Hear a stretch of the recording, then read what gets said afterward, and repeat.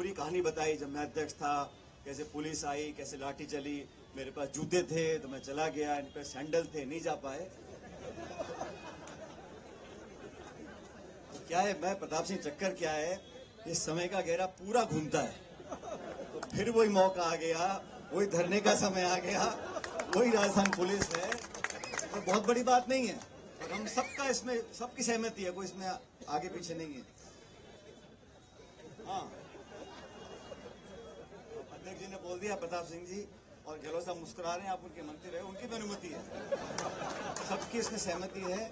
मेरे भी आप जिलाध्यक्ष रहे हो तो हम सब सहमत हैं इस बात से। लेकिन साथियों, आज जो देश की संसद में हो रहा है, 4 जून 2024 को जो लोकसभा के परिणाम आए,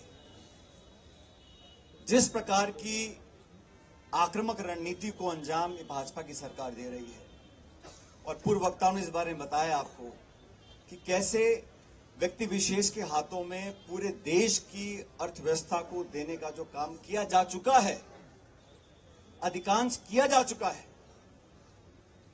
कांग्रेस पार्टी ना तो उद्योग के खिलाफ है, ना उद्योगपतियों के खिलाफ है, ना निवेश के खिलाफ है।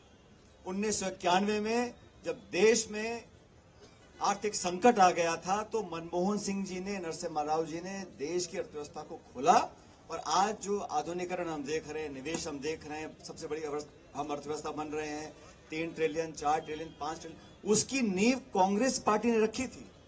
तो ये जो भाजपा के साथी बताते हैं कि कांग्रेस उद्योगपतियों के खिलाफ है, ऐसा बिल्कुल नहीं। हाँ, देश की संपूर्ण संपत्ति आप चुन चुन के व्यक्ति विशेष को दे दो, हवाई अड्डा, रेलवे लाइन, पोर्ट, बिजली घर, खान, जो सरकार की संपत्ति, जनता की संपत्ति है, उसको औने पौने दाम में सरकारी बैंकों से कर्जा दिलाकर व्यक्ति विशेष को दे दो, उसके हम खिलाफ हैं। और आप सबकी जानकारी के लिए बता दूं, अमेरिका में जो कानून है जिसके तहत अदानी जी को अरेस्ट वारंट की बात करी गई है, वो कानून बड़ा स्पष्ट है, और बहुत कम ऐसे मुल्क हैं दुनिया में जहां पे ऐसा कानून है। उस कानून में लिखा हुआ है, अमेरिका में अगर आप लोगों से पैसा निवेश कराना चाहते हो तो आपकी कंपनी ने दुनिया के किसी देश में अगर करप्शन किया है, स्थापित हो चुका है, तो हम आपके खिलाफ कार्रवाई करेंगे। अमेरिका को मजा नहीं आ रहा है इस प्रकार के वारंट जारी करने में।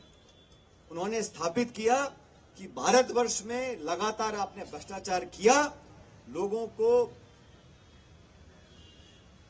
पैसे देकर आपने ठेके लिए, और वो स्थापित होने के बाद अमेरिका में वो वारंट जारी किया गया। अब भारतवर्ष में राहुल गांधी जी ने लंबे समय से इस बात को उठा रखा है कि जो लोग इस देश की संपत्ति को हड़पना चाहते हैं, लाखों करोड़ का ऋण माफ उनका करते हो, तो आप इसको अपने बगल में बिठाकर प्रधानमंत्री जी उनको दोषमुक्त करना चाहते हैं।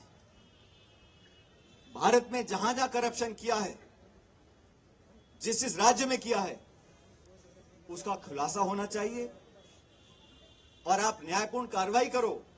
और राहुल गांधी जी क्या बोलते हैं कि मोदी जी नहीं कर पाएंगे, क्योंकि असली ताकत तो अडानी जी के पास है।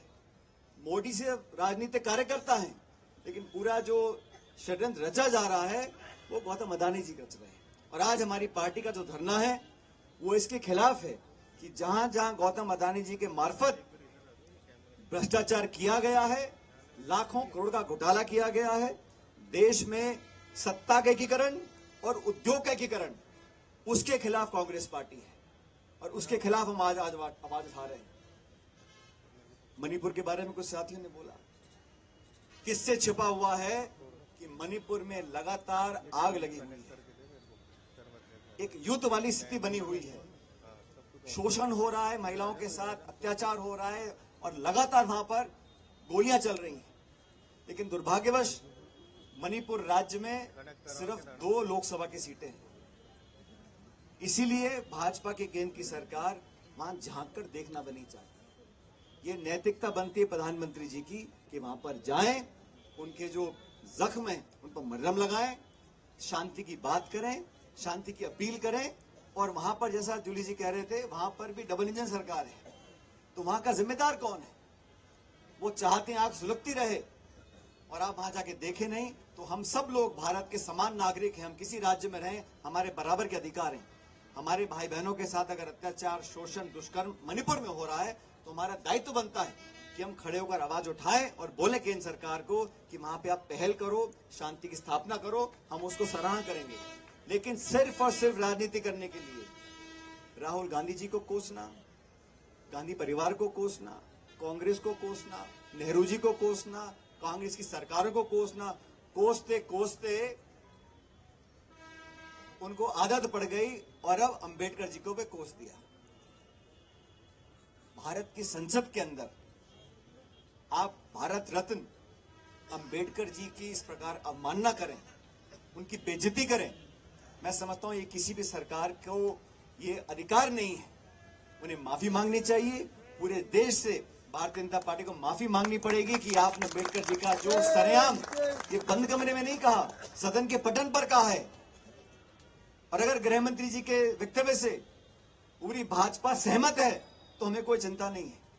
लेकिन भारतीय जनता पार्टी में अगर एक भी ऐसा नेता है जिसे लगता है कि अंबेडकर जी ने भारत के संविधान को लिखा था, उनकी बेइज्जती, उनकी अवमानना नहीं होनी चाहिए थी, तो पूरी भाजपा को माफी मांगनी चाहिए इस प्रकार अंबेडकर साहब की जो बेइज्जती उन्होंने करी। दोस्तों, ये जो सरकार बनी है दो बैसाखियों पे चल रही है और आप लोग जानते हो इस केंद्र के बजट में दोनों राज्यों को, तमिलनाडु को और बिहार को लाखों करोड़ रुपए दिए हैं। हमारा कोई झगड़ा वहां के नागरिकों के साथ नहीं है, बिहार के लोगों के साथ या तमिलनाडु या आंध्र प्रदेश के लोगों के साथ। आंध्र और बिहार को आपने सिर्फ इसलिए लाखों करोड़ रुपए दिए क्योंकि उन सांसदों की आपको जरूरत है। राजस्थान में यहां लगातार बीजेपी जीतती रही, इस बार पटकनी खा गए और 11 सीटें बीजेपी हारी है। उसी की खुन्नस निकालने के लिए इन्होंने राजस्थान को कुछ नहीं दिया। कल प्रधानमंत्री यहां पर आए, बड़ी बड़ी बातें बोली, लेकिन राष्ट्रीय परियोजना इसको घोषित नहीं किया। और ये बात सच है, इस परियोजना के प्रति जो कुछ भी काम किया है, घोषणा किसी ने करी हो, लेकिन काम कांग्रेस की सरकार ने किया है। ये बात इतिहास में लिखी हुई है, इसको कोई बदल नहीं सकता। मैं तो आप सब लोगों से आग्रह करूंगा, भाजपा की सरकार को 1 साल हो गया है राजस्थान में, और 1 सालों में लगातार सत्ता में खिंचाव रहा, इतने सारे सत्ता के केंद्र बन गए, किसी को मालूम नहीं सरकार कौन चला रहा है, दिल्ली से चल रही है, जयपुर से चल रही है।